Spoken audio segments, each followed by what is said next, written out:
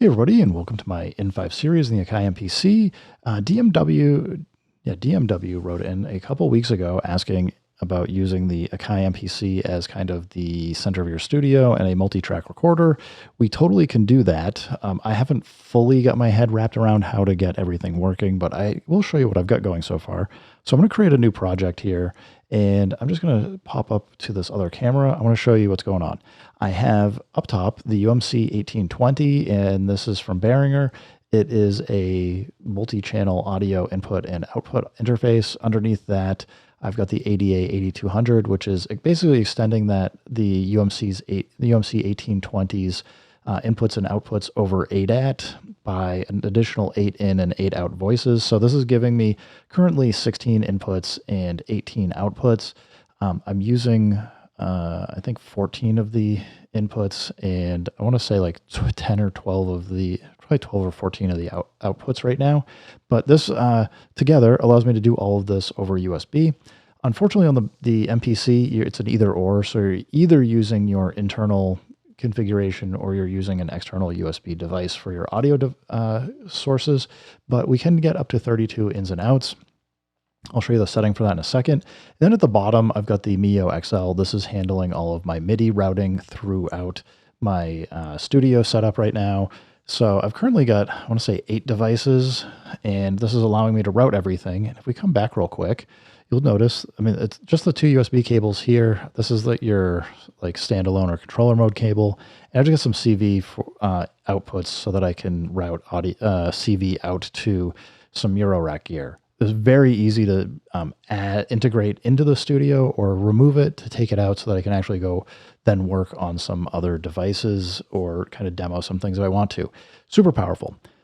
So with that said, let's just really quick, I just want to show you the important part. Under preferences, if you go into audio devices here, you'll see it says Behringer UMC1820, and you got to basically pick this or say internal.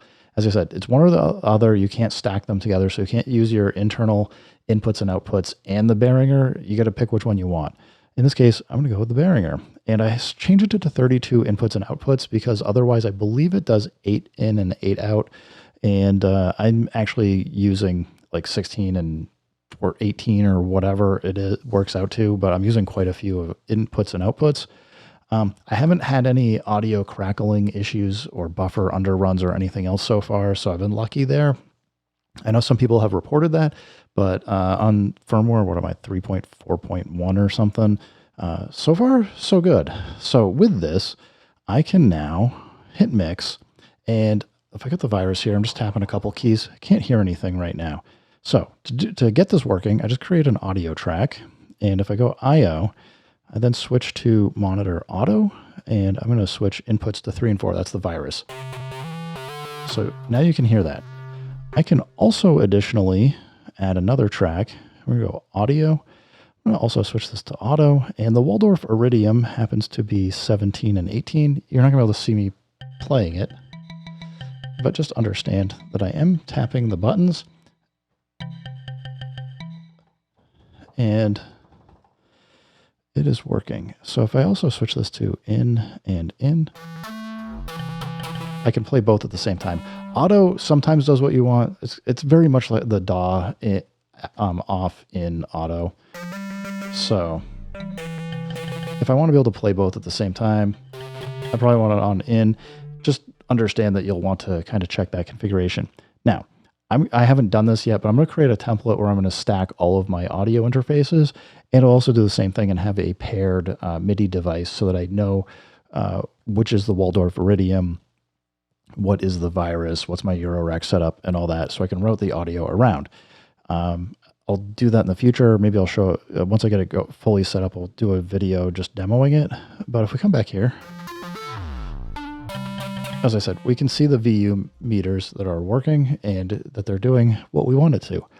Now, if I come back in and switch to audio 1, for if you were talking multi-track recording, we can see I can play some notes. We can see the VU on the virus. I'm not going to actually go do all of the work to actually make a song here, but if I hit record and play start,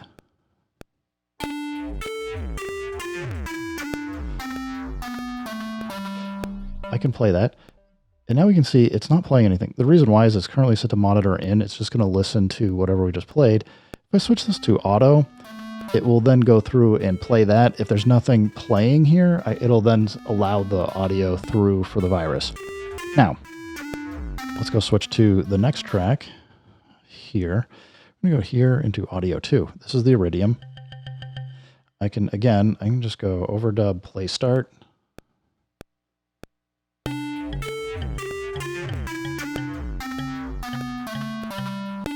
Oop. What did I get wrong here? I think I hit overdub, not record. Okay, we're going to do record and play start.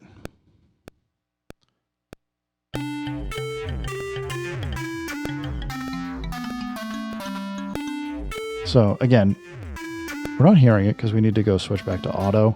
But we can see we can just record out multiple inputs very quickly, switch through them. Obviously, as I said, if you name them, make it easier to understand where you're going.